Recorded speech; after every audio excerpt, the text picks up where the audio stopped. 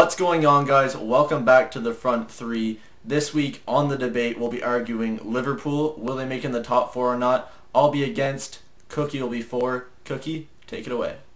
Well, Liverpool this season, indifferent. I think that's the word to really describe them. They've had quite a good few wins, as well as that they've suffered some really disappointing results, and they certainly haven't emulated the side that they were last season. And arguably, a lot of that is down to losing Luis Suarez.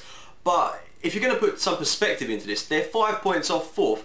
Realistically, they can certainly challenge to get in that top four spot. I mean, they're 3 points behind Arsenal, they're 5 points behind Manchester United, and neither of those teams especially have been playing particularly good football. As well as that, they're not getting the results they need, although both sides are on a run of form. Liverpool are also gaining a bit of momentum with the wins over the likes of Leicester, and they're looking like a bit of a fresher outfit. I certainly think when Daniel Sturridge comes back into their side, they're going to be a different team, and Mario Balotelli up top certainly isn't working for them at the moment, but Ricky Lambert seems to be coming into some form. Alongside Daniel Sturridge, maybe those players could form an exciting kind of partnership.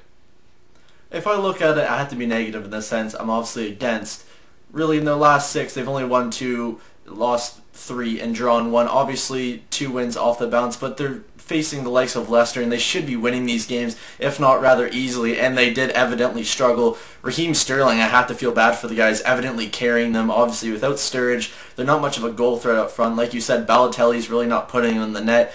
Lambert's helping out a bit now, and that's good to see, but I can't see them finishing in 4th. You have to look at United, who are on a bit of a roll now. Arsenal look back into things with consecutive wins now, and obviously that win over Southampton was massive for them. Other teams like City and Chelsea are also going to be in the top 4, and I can see other teams even pushing them further and further. I don't think Southampton will also get top 4, but I can see them pushing into a top 6 and pushing them out even further.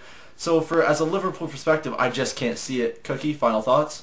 Yeah, really, I think it was interesting what you said about Raheem Sterling in this one, because I don't think he's been solely carrying this Liverpool side at the moment. I certainly think other players have been influential, the likes of Jordan Henderson and Steven Gerrard. Even though he's come under a lot of criticism in that game against Leicester, I thought he was one of the more integral players to the side, and he's a true captain for them, a true leader, and certainly a player that can lead them on to greater things to some extent. And getting 4th spot, which, considering they came 2nd last season, might not look as something superior for them, but it is a huge thing. If Liverpool were to get Champions League consecutively, that would be a huge bonus for them. It would be massive for Brendan Rodgers, given the amount of money the likes of City, Chelsea, even Arsenal and United have spent this season. It would be massive for Brendan Rodgers to get a top 4 finish, but he does have to galvanise the squad a little bit more. I think he's doing the right thing in introducing likes of Kolo Touré and dropping players like Dejan Lovren.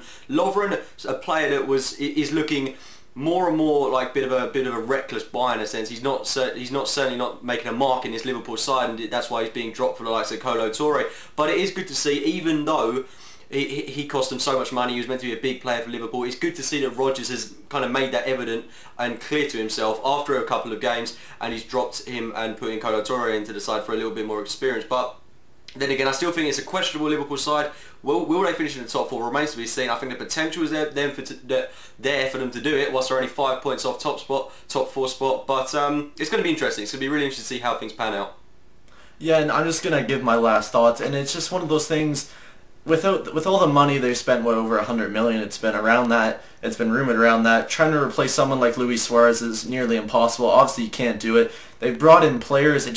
It's going to obviously take time for them to click, and maybe that's starting to do it now, but I still can't see it. I think there's too many quality teams and higher quality teams than them. Obviously, the likes of Arsenal, United, there's questionables there, and I know you'll defend the Arsenal perspective if you could, but I just think there's too much quality ahead of them, and I think this year it's maybe a top 5, top 6 finish. They'll have to suck it up and maybe take Europa League. But anyways, guys, that's it for the 2nd week of the debate. Let us know, Liverpool fans, what's your thoughts? Will they finish top 4, top 6, whatever your thoughts? Alternative fans, anybody, just get involved in the comments below, and we'll see you guys next time. Ta-da.